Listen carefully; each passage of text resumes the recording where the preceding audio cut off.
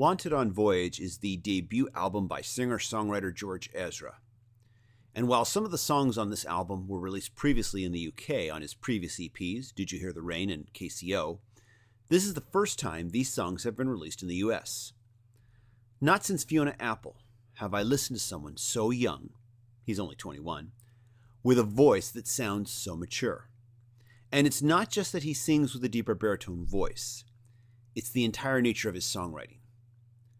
But unlike Fiona Apple, where when you listen to her debut album title, and you think to yourself, my God, what did this poor young girl go through so early in life that she can write songs like this? Instead, with George Ezra, you listen and feel like these songs are coming from a much older man who has been through both the good and bad of life and has come out with a positive outlook on it. And when I listen to the songs on Wanted on Voyage, I feel as if I am listening to someone who looks as much outward to the world around him as he does inside to how he reacts to that world. Now, before he made Wanted on Voyage, Ezra took a solo train trip across Europe for inspiration, as he eavesdropped on conversations and took notes to find starting points for the songs. And as I think about this fact, I can't help but think, what a great exercise for any songwriter looking for inspiration this is. And I guess this makes George Ezra's debut album a concept album as well. The album borrows from both folk and blues, and its hit single, Budapest, maybe borrows a little bit from Dave Mason, while tracks like KCO and Listen to the Man borrow a bit from Elvis during his earliest days. But then there are songs like Spectacular Revival and Did You Hear the Rain?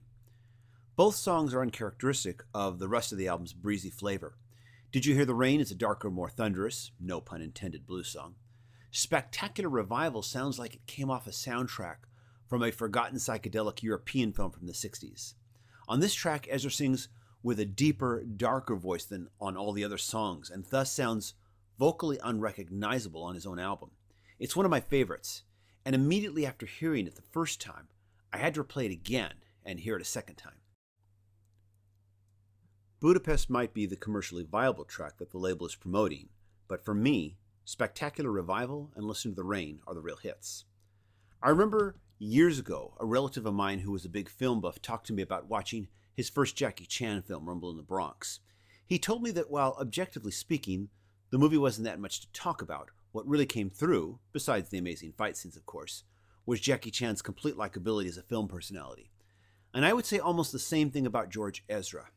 He has a likable music personality, but the songs on Wanted on Voyage are objectively good and come off very likable as well.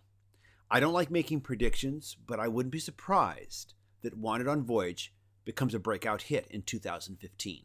This is TJR for Music Worth Buying, and this is my first reaction to Wanted on Voyage by George Ezra. Please remember to show your support for everyone who made bringing this music possible to you by not torrenting or pirating this music, but instead by purchasing it or streaming it on legal internet sites like iTunes or Spotify. Sites like these compensate the creators of the music. Remember, all pirating does is put money into the hands of greedy bastards that think that everyone should do their work for them. You know, like that lowlife you knew in school who wanted you to do his homework for him so he could put his name on it and get a grade. Thanks for watching, and please subscribe.